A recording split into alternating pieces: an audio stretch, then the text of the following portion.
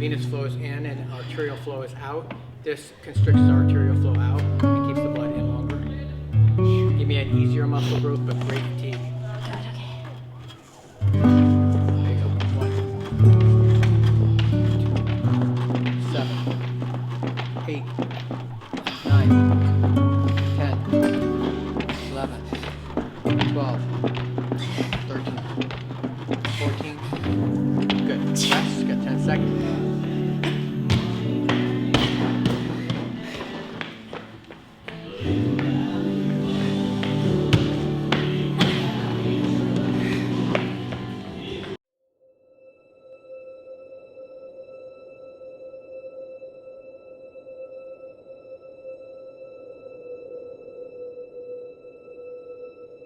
Oh, I was so excited. So came off that fight and everything was going great. Signed a fantastic new contract, and I got the Juliana fight. I had wanted to fight her forever. She's the first female winner of Tough. And she was a great name to take out. So I spent the first 3 months preparing for that fight, and then she ended up pulling out because of some injury.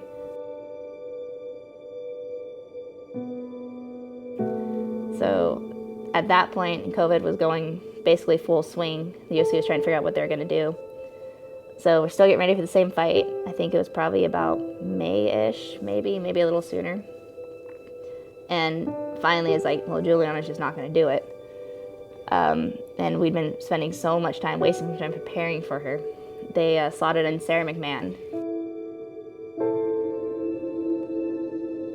And another one I was super excited about. I was like, oh, this is a pioneer of the sport.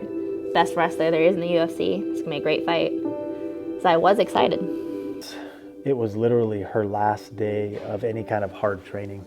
And I still take a lot of fault, almost all the blame for that injury, because I decided to do one last round. I was like, let's do a bonus round. Everyone looks good. Let's do this bonus round. And it was like the 6th round. And normally I never do that. I do that. I stick to, look, if we're doing 6 rounds, we do 6 rounds. And once it's done, it's done. And I decided, let's do one more. Everyone looks pretty good. Let's do it. And literally there was 1 minute left in the round, and bam. I ended up having my ACL, MCL, meniscus, 2 hamstrings, and I think sartorius muscle, I'm pretty sure, that ruptured. But anyway, everything in my knee, I didn't know how bad it was. I still wanted to take the fight. I couldn't do everything, but my weight was really good at that point. So I was like, all right, I can do this anyway. I can just get to the fight and be fine. We had actually scheduled a cortisone shot to deal with the pain, so I didn't think it was as bad as it was. But I went in to get the cortisone shot. The UFC sent me in. And they sent me to a legitimate orthopedic doctor. And he ultrasounded my knee. Is like, I'm not giving you the shot. You need to go get an MRI. Anyway, got the MRI. Doctor called me. I'd torn all of it. ACL, MCL, meniscus, everything that I just listed. And I was pulled from the fight at that point. What do you remember? Were you trying to stay positive? As positive as possible. I mean, there's nothing, it's kind of like when you lose a fight, there's nothing you can do to go back and fix it. You just got to move forward and try to heal, try to get on to the next step. And that's what I did. The next step was go to the PI, schedule the surgery, and get it handled. All right, so we'll start with the surgery. I was actually, there's a silver lining and everything, you got to look at things as a blessing when they are, even if in a bad situation. I went under expecting everybody to wake up with a full reconstruction. They would have taken a chunk of my ligament from somewhere else in the leg or my muscle, whatever they do, and fully reconstructed my ACL. And that's what I thought they're going to have to do, and tack down the meniscus. So you're on crutches for 6 weeks. And you have about a 9 month to a year recovery time. That's what I was supposed to get, because the MRI showed that my leg was just too torn to do basically to fix it, to get it back together. But they got in there, the surgeon saw it, and he got very excited. He was able to repair my actual ACL. So I got the repair surgery, not the full reconstruction. It's the same amount of pain. I think initially it might have been a little bit, it was very rough. But the recovery time is just a little bit less because I don't have the bone grafts. So I got lucky in that regard.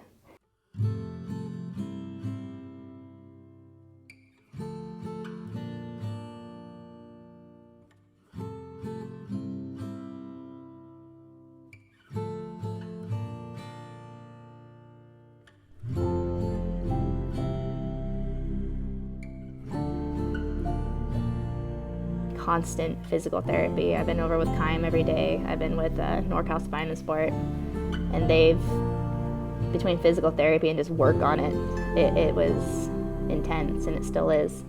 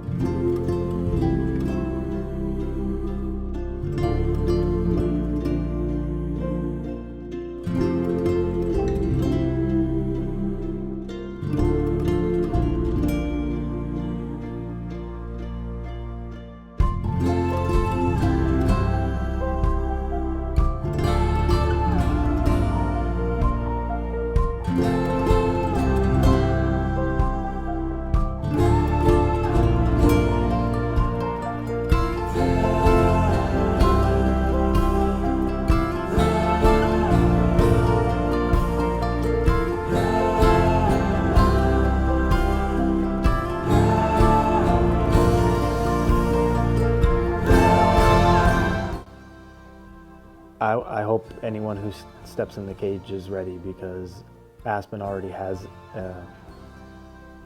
a tenacity and a violent form. When she steps into the cage, when that door closes,